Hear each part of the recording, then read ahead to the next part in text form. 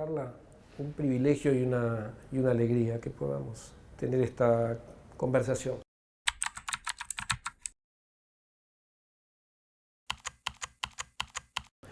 Yo comenzaría por tu etapa de formación, es decir, cómo te recordás a vos de joven, los primeros pasos en la universidad y la pregunta clave, ¿cómo fue que decidiste estudiar física? Mira, yo decidí estudiar física a fines, cuando terminaba la escuela secundaria. No estaba muy decidida, la verdad, es que me gustaban muchas cosas y estaba dudosa entre medicina y física. Mi papá tuvo bastante influencia. Para mí era más desafío estudiar física. Y me gustaba, lógicamente me gustaba, me había gustado lo que había visto en la secundaria y elegí física, pero no movida por una gran vocación. Me gustó y una vez que empecé, la universidad me atrapó bastante. ¿Qué es lo que te gustaba? ¿Las matemáticas? Es decir, ¿qué te atraía? Sí, matemáticas me gustaba particularmente. Perfecto. Sí. La universidad, los primeros tiempos, digo, cuando vos llegás a la facultad, es decir, ¿cómo recordás esos días?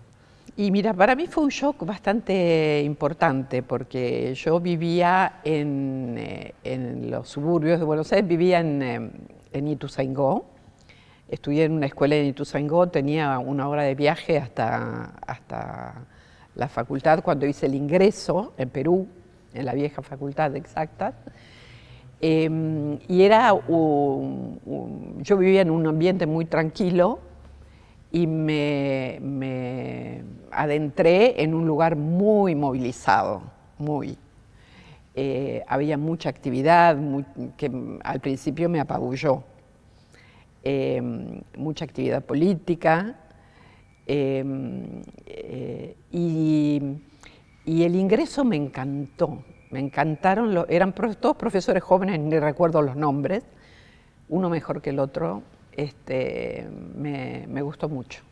Fue una linda etapa. ¿Sentiste algún tipo de obstáculo para una mujer joven en ese momento, el ámbito universitario? No, en la universidad la verdad es que no. Y en mi familia, mi papá me incentivaba bastante, o sea, tampoco. Yo había trabajado con él, mi papá tenía un corralón de materiales de construcción, y en las épocas de vacaciones y los sábados, por ejemplo, lo ayudaba en la oficina. Mi papá me incentivaba bastante. Así que para mí fue relativamente fácil la decisión. Cuando vos elegís física, me decías, también pudo haber sido la carrera de medicina. Sí. ¿Había algún otro destino posible? ¿Alguna otra vocación? Mirá, cuando yo terminé la escuela secundaria, la opción era estudiar o estudiar. Había muchas cosas que me gustaban. Me gustaba el cine, me gustaba el teatro, me gustaba cantar y me gustaba escribir. Escribía, en la escuela secundaria empecé a escribir. Pero esas cosas eran hobbies. No eran de ninguna manera un destino posible profesional. Siempre lo tuviste clasificado Sí. De esa manera. Sí. Perfecto. Algo ya dijiste de tu papá. ¿Cómo recordás o qué considerás vos más importante de tu papá y de tu mamá, es decir, de la familia Notari? Bueno, yo viví en una familia de inmigrantes, que era un ambiente especial. Vivíamos en Munro y vivíamos en un ambiente muy italiano, digamos, ¿no? Mis padres, primero vino mi papá de Italia en la posguerra, en el 47, y en el 49 llegamos mi mamá y yo. Y era un ambiente particular, o sea, la primera lengua que hablé fue italiano y empecé a hablar más castellano en la escuela. La escuela también fue un gran descubrimiento para mí. Mi papá tenía más formación, mi mamá apenas había podido estudiar, ambos pasaron la guerra, mi papá en el frente con el ejército italiano y mi mamá parte de los últimos 2 años de guerra. No podría describir exactamente cómo llegó a una fábrica de aviones Alemania, cerca de Magdeburgo, donde trabajaba en la cocina. Era una adolescente.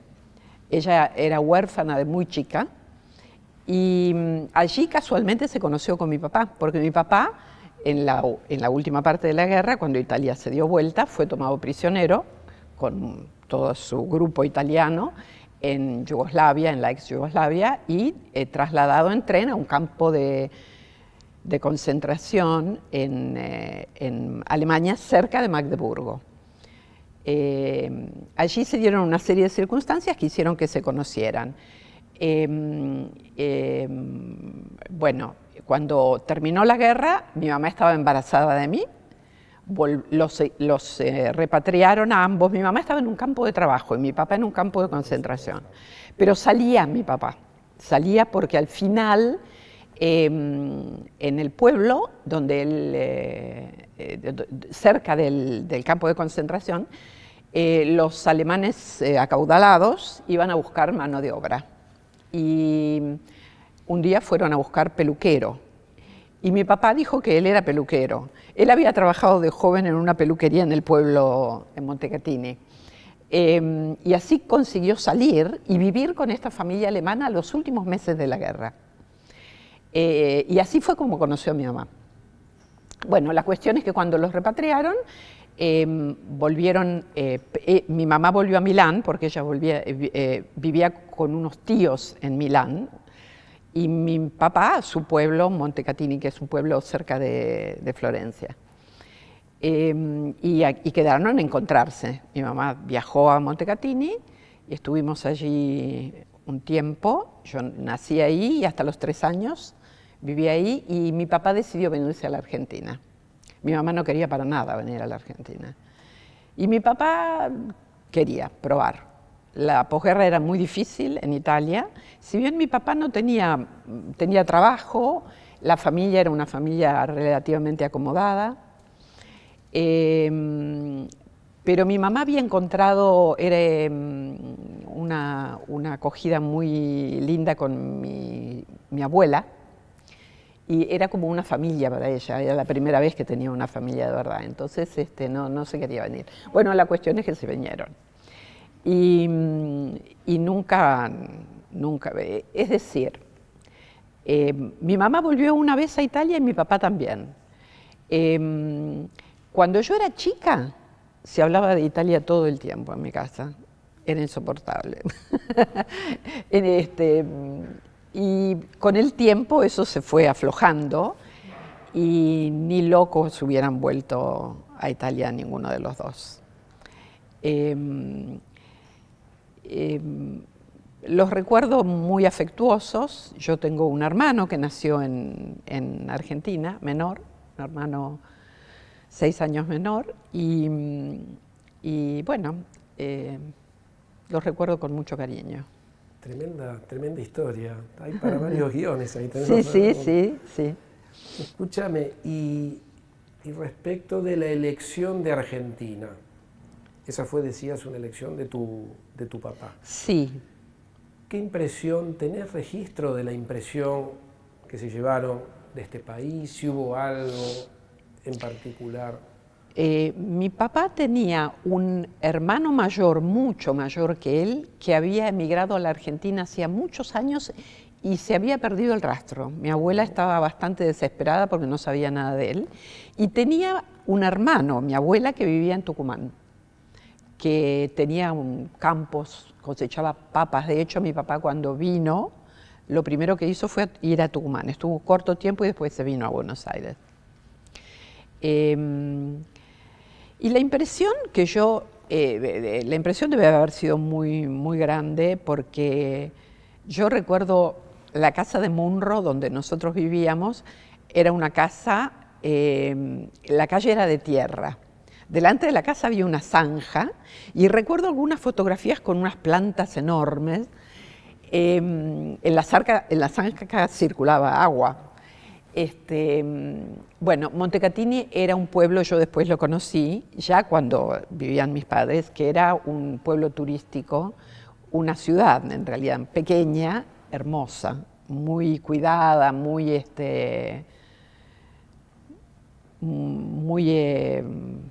no sé, iban muchos turistas, llena de hoteles. Hay un hotel bastante importante que se llama La Pace, que es un hotel muy grande donde se filmó una película con Vittorio Gassman y no sé si era Sofía Loren, donde Vittorio Gassman, recuerdo, con un traje blanco se mete en una pileta de barro, porque era hay aguas termales en Montecatini, y entonces hay muchos hoteles de aguas termales.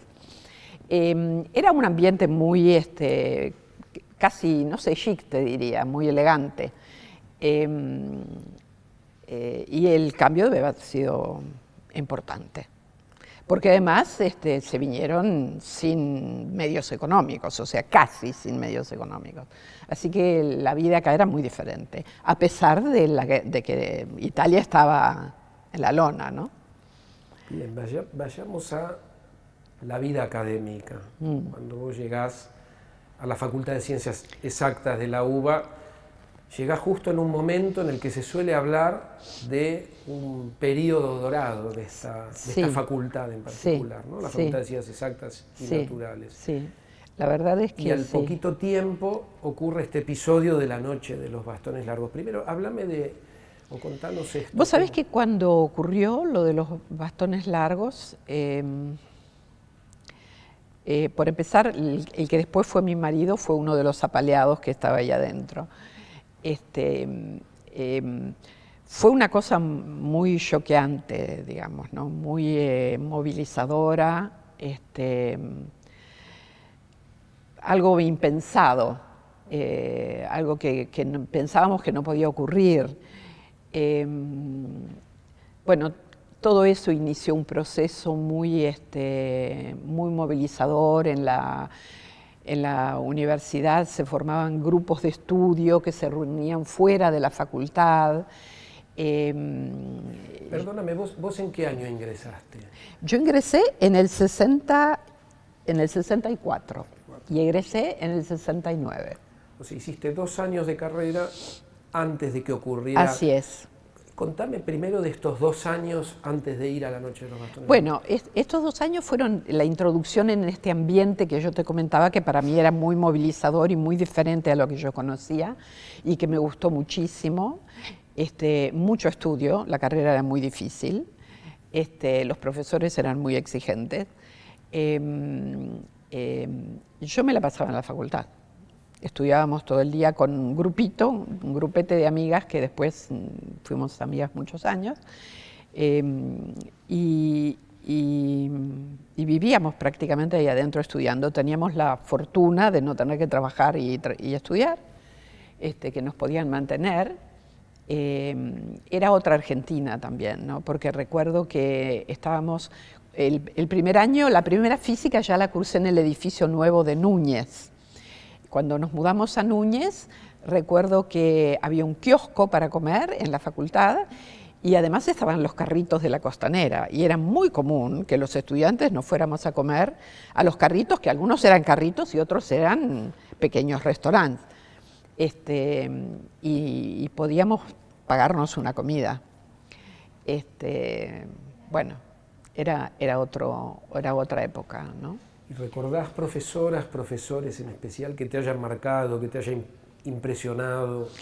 Mira, había muchos profesores muy buenos, eran todos buenos. Hay uno particularmente que me quedó grabadísimo, que es más famoso por editor que por profesor, que fue Spivakov. Boris Spivakov, explotó la cabeza con él. Daba unas clases de análisis fabulosas. Me gustó mucho matemáticas con él y lo recuerdo mucho a él. Bien. Decís que puede ser la persona que te marcó en algún sentido. Sí. ¿Y en física? En física tuve varios profesores. Recuerdo mucho a un profesor, Peire, Juan Peire. Era profesor de una física 3, si no me equivoco. Era muy buen docente y era muy buena persona. Era muy cálido con los alumnos. Me acuerdo mucho de él. Quiero que hablemos de Hugo Perl. ¿Cuál fue su rol en la facultad? ¿Cómo influyó en vos? Mira, yo a Hugo lo conocí a lo largo de la cursada porque él estaba en el centro de estudiantes, tenía mucha participación política y era uno de los insoportables que venía a interrumpir las clases para hacer propaganda, para llevarnos a alguna movilización o algo por el estilo. Lo conocí mejor en los 2 últimos años de la carrera. Yo volví a Italia la primera vez en el año 67. Cuando volví, Hugo estaba instalado en mi grupo de trabajo, en mi grupo de estudio.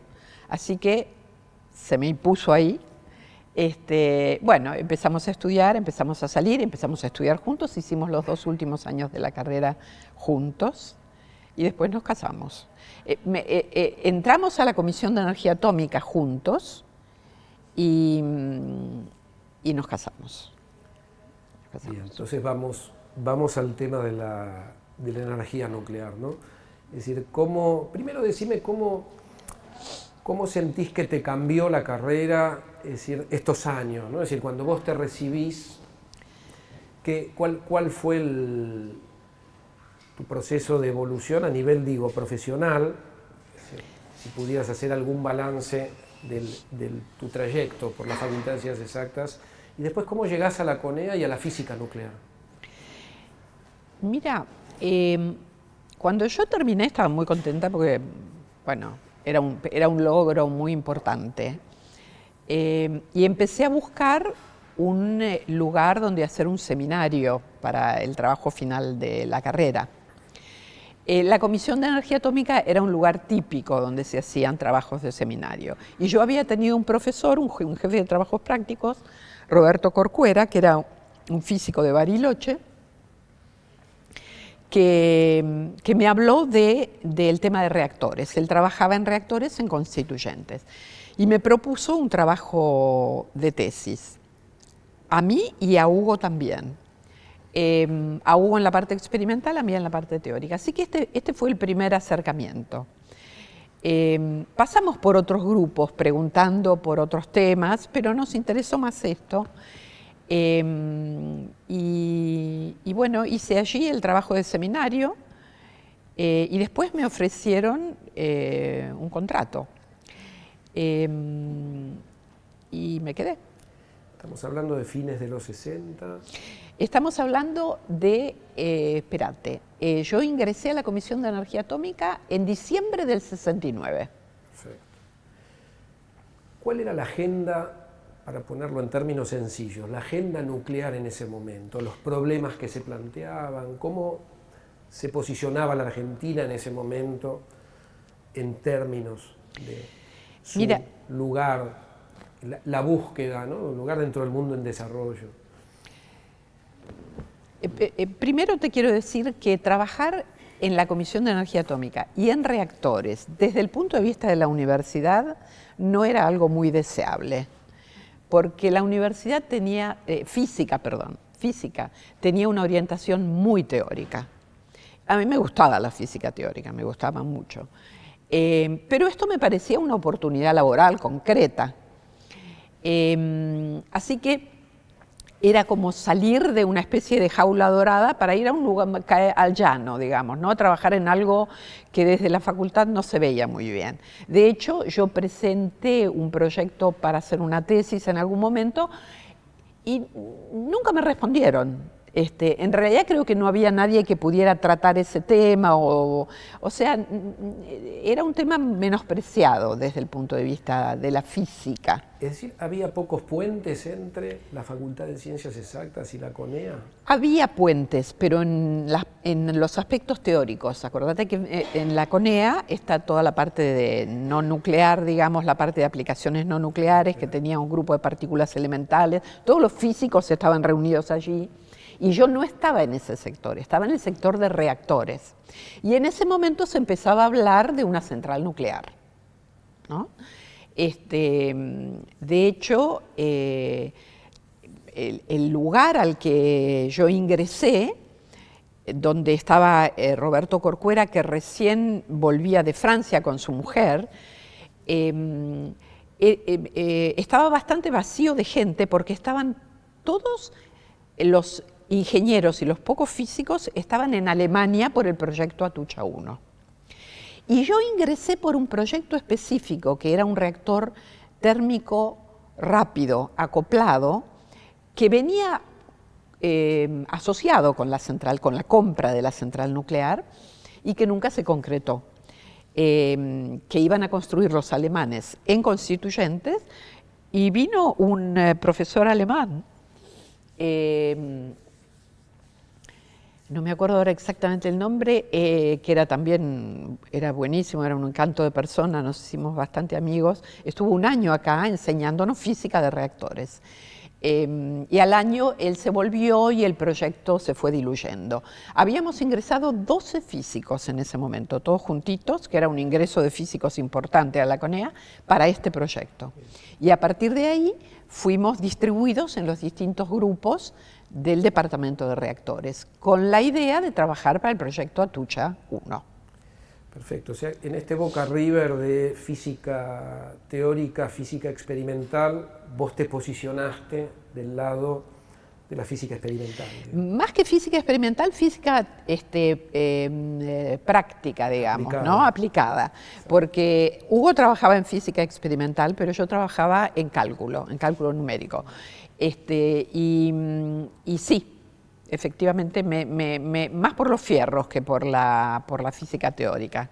Perfecto, ahora te tocó atravesar periodos a nivel nacional complejos, y también sabemos que para la CONEA la CONEA siendo una institución con la relevancia que tiene ya en los 70, es decir, ¿cómo viviste vos y cómo podés contarnos qué se vivió dentro de la CONEA, por ejemplo, la dictadura primero, después el retorno a la democracia, es decir, estas transiciones? Sí. Mira,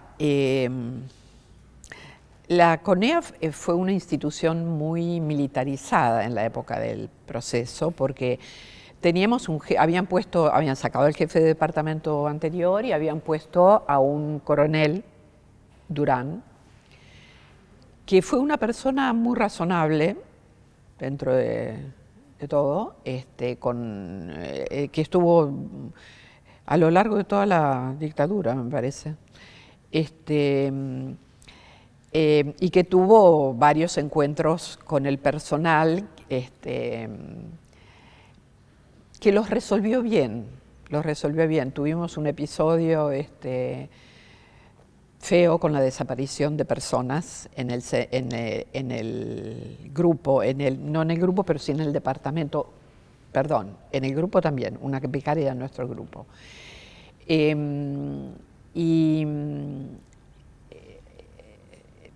No sé cuánta responsabilidad tuvo esta persona, pero indudablemente, bueno, el presidente era Castro Madero, que era un físico. Era un tipo que entendía de reactores porque se dedicaba a reactores, trabajaba en física experimental, trabajó con Hugo en el laboratorio. Era un poco contradictorio todo, ¿no? Porque algunos dicen que tuvo una actitud de proteger al personal, Yo creo que, bueno, debe haber tenido muchas limitaciones. Conozco de primera mano intervenciones donde se intentó convencerlo de que ayudara en algunas situaciones y no lo hizo. No sé si porque no pudo o no quiso. Fue una época muy difícil, realmente muy difícil. En esa época, bueno, en realidad nosotros fuimos a Alemania en el año 72 la primera vez, lo enviaron a Hugo para trabajar en el proyecto de puesta en marcha nuclear de Atucha 1. Y después en el 79. En el 79, la primera vez estuvimos cerca de Nuremberg en el Kernforschungszentrum Karlsruhe, que es de Siemens. Y la segunda vez estuvimos en Colonia, porque Hugo trabajaba en seguridad y ahí está el centro de seguridad más importante que tienen los alemanes, de seguridad nuclear. Y esta segunda experiencia, nos fuimos en un momento álgido de la dictadura, y la verdad que fue casi como un alivio, porque fue un año, no fue tanto tiempo, pero el clima era muy, muy enrarecido. Y la guerra de Malvinas fue vivida con muchos enfrentamientos internos, porque había gente internamente que defendía la guerra, que defendía la participación de la Argentina en ese proceso, y otra gente que estaba en contra. Así que fue muy que estábamos en contra. Muy movilizador, ¿no? Acá hay algo contradictorio, porque la última dictadura invirtió mucho en el sector nuclear, sí. Y esto vos lo confirmás con estos viajes a Sí, Alemania. claro. Castro Madero consiguió, en esa época, la Comisión Nacional de Energía Atómica tenía un presupuesto similar a la provincia de Buenos Aires. O sea, Castro Madero consiguió canalizar recursos muy importantes en el sector, y los sueldos eran muy buenos. ¿Y la transición a la democracia, cómo la viviste dentro de esta institución, dentro de la CONEA? Mira, yo creo que como todo el mundo, había un ambiente de alivio, de liberación, de descompresión, ¿no? Era un renacer después de una cosa muy oscura, realmente, muy oscura. Lo que pasó antes, y que es muy importante para el sector nuclear, es la controversia uranio natural, uranio enriquecido, que eso ocurrió la primera parte de los 70. Y ahí la Asociación de Profesionales de la Comisión de Energía Atómica tuvo mucha participación. También había sectores enfrentados porque había intereses por el uranio enriquecido, y predominó la postura de ir hacia uranio natural, porque esto permitía cerrar el ciclo de combustible, independizarnos de la provisión de combustible, y por lo tanto todas cosas que resultaron bien y buenas, digamos, porque a la larga, ¿no? Porque Argentina realmente consiguió cerrar el ciclo de combustible, trabajar con su uranio, fabricar el combustible en Conuare, en Ezeiza, independizarse de la provisión alemana. Así que eso fue muy importante, ese proceso. Te hago una pregunta doble, es decir, por un lado, en tu lugar de referenta del sector, ¿no? Y después quiero ir más a lo personal, es decir, ¿qué balance harías de los 40 años de la CONEA, quiero decir, de los 40 años de democracia respecto de la trayectoria de la CONEA? Y después que me digas qué significa para vos, para tu vida personal. Mira, la verdad es que pasamos en CONEA por muchísimas alternativas que son sincronizadas con las alternativas nacionales, ¿no? Muchos proyectos que quedaron en el camino, proyectos frustrados que se iniciaron y que no se concretaron. Dentro de todo hubo una línea de continuidad con las centrales nucleares, ¿no? hasta el 94, que fue ese proceso de ruptura con Menem, donde la CONEA se partió en los tres sectores, la CONEA que se quedaba con la parte de investigación y desarrollo, la parte regulatoria, la Autoridad Regulatoria Nuclear y la empresa operadora de centrales nucleares, ¿no? Que eran tres sectores que claramente a ese nivel de desarrollo de las centrales no podían coexistir en una institución como la CONEA, tenían que tener una organización diferente y eso estuvo bien. Fue parte además de la desregulación del sistema eléctrico. Atucha estaba en una circunstancia muy particular porque estaba por ser sacada del mercado eléctrico porque era cara, y ahí fue donde entramos con el tema del uranio levemente enriquecido, que fue un hito para la Argentina porque si bien fue un proyecto que se inició en Canadá, que es el diseñador patrón del uranio natural y agua pesada, Argentina es el único país que lo implementó en una central nuclear, ¿no? En Alemania había habido un reactor, el MZFR en Karlsruhe, que había funcionado con uranio levemente enriquecido los últimos, creo que un año antes de que lo cerraran. Y basado en esa experiencia y en la larga experiencia canadiense, hicimos un trabajo bastante exhaustivo para estudiar la posibilidad de implementarlo en Atucha 1. Lo implementamos y conseguimos que el costo del combustible, que era el costo marginal que pagaba el mercado eléctrico por la electricidad, bajara a la mitad y Atucha se pudiera mantener en el mercado eléctrico. Eso fue un hito importante. ¿Qué significó la CONEA para vos, para tu vida, para tu desarrollo profesional? Y mucho, todo. La verdad que mucho, mucho. Bueno, me dio la posibilidad de un desarrollo profesional, de trabajar en algo que me gusta, que me gustaba y me sigue gustando, la posibilidad de vivir de eso, que no es poco, y la posibilidad de hacer algo que creo que tiene una importancia estratégica para CONEA, para el país, perdón. O sea que para CONEA, por supuesto, y para el país también. Y eso tiene mucho significado para mí. ¿Cómo fue la experiencia de la creación del Instituto Dan Benninson y cómo ves vos el lugar del instituto para el país? Es decir, ¿qué le aporta este instituto al país? Mira, yo creo que el instituto fue un momento importante para mí personalmente, pero también para el sector de educación, sobre todo de Buenos Aires en el área de reactores, porque estábamos muy opacados por Balseiro, que es un instituto que tiene una muchísimo más larga trayectoria y donde la CONEA ha puesto recursos infinitos.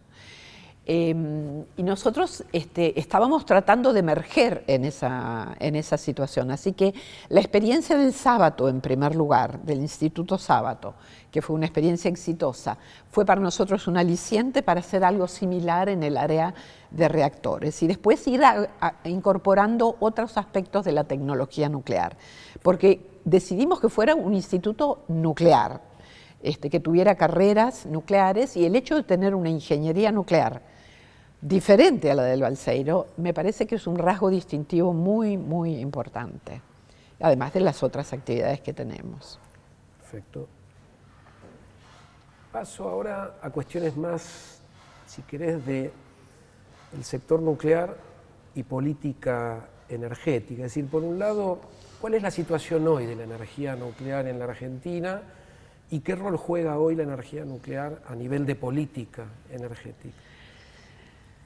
Sí, yo creo que las políticas científicas y tecnológicas hoy están muy en declive, ¿no? Porque me parece que no se le presta la atención que se debe. Y la CONEA ha pasado por otros periodos similares, no sé si tan malos como este, pero similares. Yo creo que la energía nuclear va a atravesar este periodo. Y vas a atravesarlo, me parece que al compás de lo que está pasando en el mundo con la energía nuclear. Se ha hablado muchas veces del renacimiento nuclear, que después no ocurrió, fundamentalmente por los 2 accidentes graves que ha habido en el área nuclear, que son Chernobyl y Fukushima.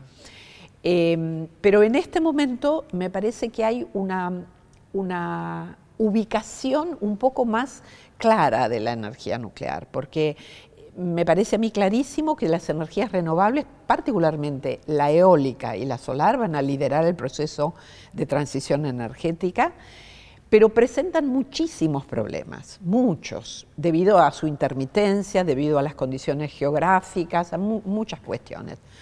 La energía nuclear puede acompañar este proceso facilitando la inserción de estas energías en las grandes redes, porque la energía nuclear tiene características que pueden apoyar a lo que le falta a estas energías, que es primero ser una energía de base que genera todo el tiempo, todo lo que vos querés, la prendés cuando querés, la apagás cuando querés. No necesitas ni que haya viento, ni que haya sol, ni nada por el estilo. Tenés unos pocos combustibles almacenados en el almacenamiento y con eso la haces funcionar un montón de tiempo. Porque el secreto de la energía nuclear radica en que con una pequeñísima cantidad de materia se genera una enorme cantidad de energía. Y la cantidad de energía que genera tiene que ver con la cantidad de material que usa. Y la contaminación ambiental tiene que ver con el material que se usa. Cuanto más material vos tenés que procesar, más contaminás. Eso es indefectible. Entonces, eso hace que la energía nuclear sea una de las energías menos contaminantes. Es menos contaminante que la solar y es contaminante como la eólica. Tema aparte son los residuos nucleares, de los cuales les voy a decir 2 palabras. Pero la energía nuclear lo que puede hacer es justamente acompañar a las eólicas y a las solares en los momentos en los cuales se requiere flexibilidad, backup, almacenamiento, que todavía no hay baterías que almacenen la energía que produce una gran central nuclear o una gran central de cualquier tipo.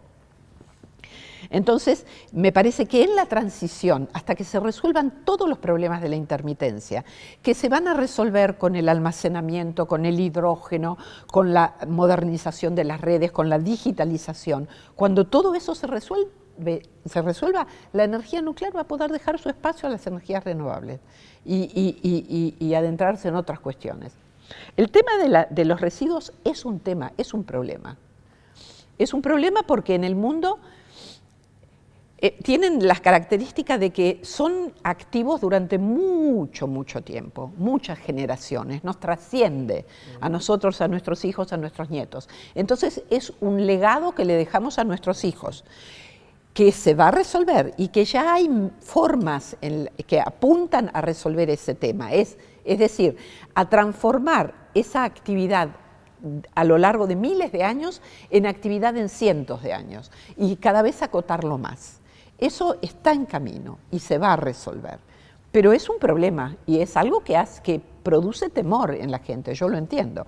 Además, la energía nuclear siempre se asoció con Hiroshima, con la bomba, y con los usos militares, así que eso es una herencia que difícilmente podamos sortear. Es decir, para neutralizar el cambio climático o el calentamiento global, para vos la energía nuclear es fundamental. Tiene un lugar fundamental. ¿Qué tiene la Argentina para aportar en términos de energía nuclear a ese escenario? Mira, la energía nuclear, digamos, no lo digo yo solo porque ahora lo dice la Agencia Internacional de la Energía y el Panel Internacional de Cambio Climático.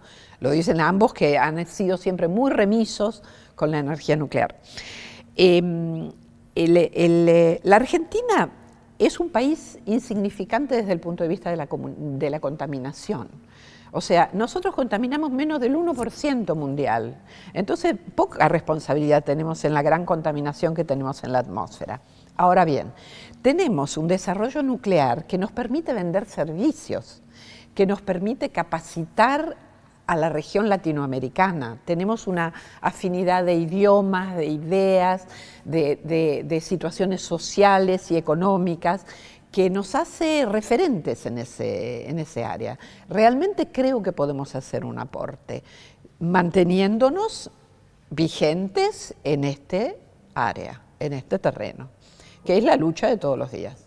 Hoy la Argentina está desarrollando un reactor de la familia de los pequeños reactores modulares. Estamos desarrollando el prototipo, ¿no?, del reactor CAREM, lo que se llama el CAREM 25. Sí.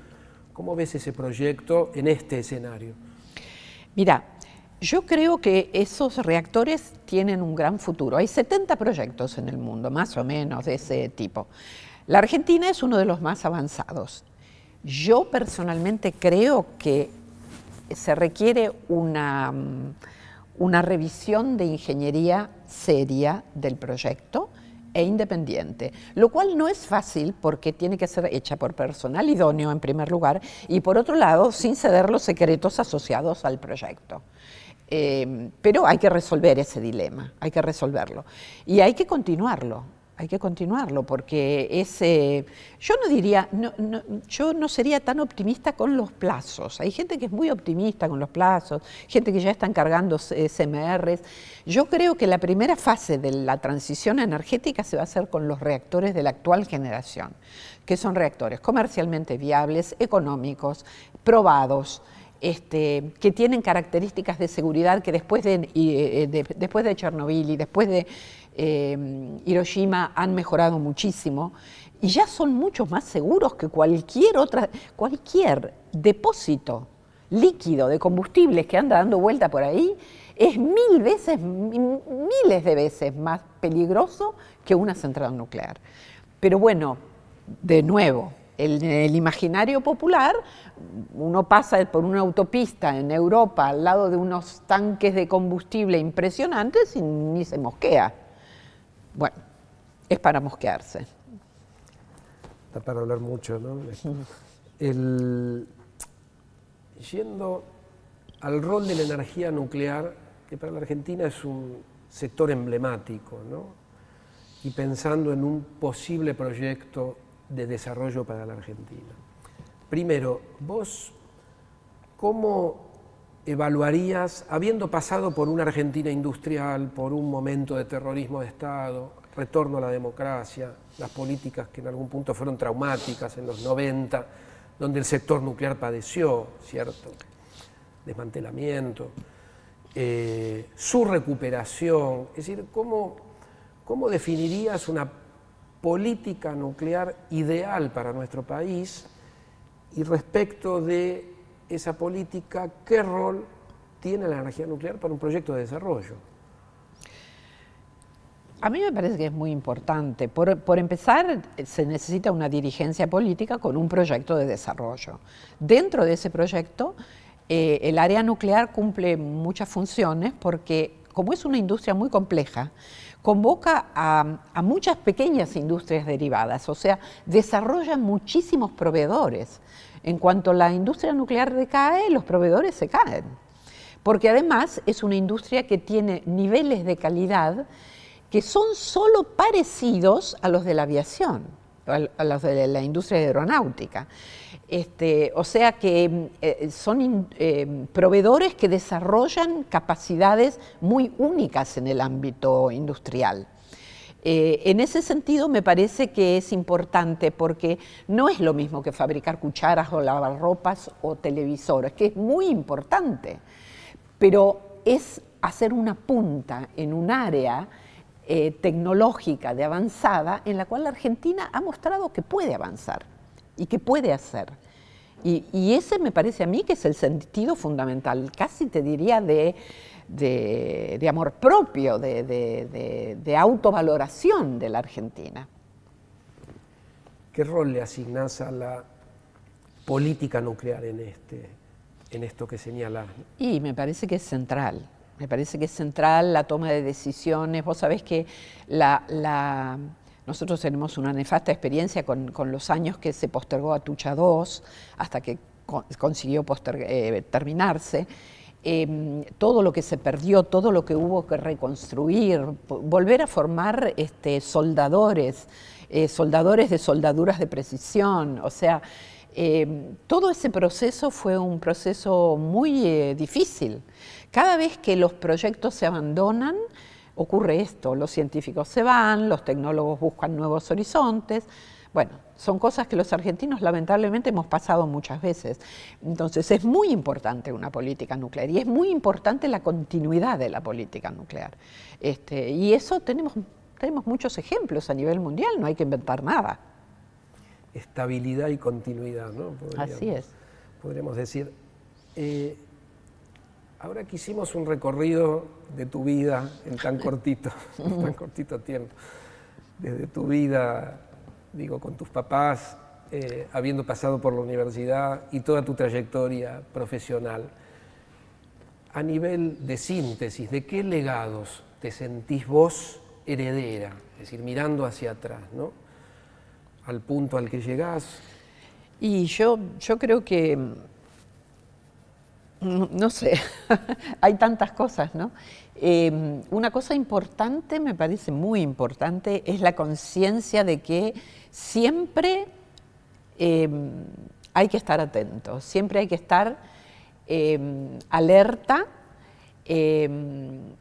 y que las cosas son cíclicas, ¿no? Sobre todo los jóvenes tienen que pensar que las cosas parecen en un momento pasar, como que uno pierde el tren, pero después vuelve, o sea, las oportunidades se repiten y cuando se repiten hay que tomarlas, esas oportunidades, no hay que dejarlas pasar y hay que hacer todo lo posible en la oportunidad que la vida le da a uno de hacer. Ahora te doy vuelta a la pregunta y pensando en la gente joven, ¿qué te gustaría a vos que fuera tu legado? Es decir, si vos me dijeras, a mí me gustaría que se piense que lo que yo estoy aportando, ¿no? al campo de la energía nuclear, al campo universitario, es decir, ¿cómo te ves vos en ese? Así me veo. La verdad que legado me parece una palabra muy grande. Pero a nivel más tu deseo, digamos, ¿no? Sí, yo desearía que los jóvenes se entusiasmaran y tomaran la bandera y siguieran adelante y pelearan. ¿Pero vos te considerás una transmisora de entusiasmo? Sí, sí, eso sí, creo que sí. Yo cuando empiezo a hablar me entusiasmo yo. Después, a veces recapacito sobre por qué me entusiasmo tanto, pero el entusiasmo es muy importante, es muy importante. Hay que seguir adelante y hay que pelear por las cosas que uno piensa que son importantes. El otro día leías una entrevista que le hicieron a... Primero me acordaba del libro de Un Mundo Feliz de Huxley y realmente hablando con mis hijos y viendo a mis nietos con los celulares, me agarró un nudo en el estómago que le dije, me parece que nos acercamos cada vez más a lo que este hombre hace no sé cuántos años predijo, ¿no? Por eso me parece importante que los jóvenes se entusiasmen, que salgan de las pantallas y que miren la vida real. Y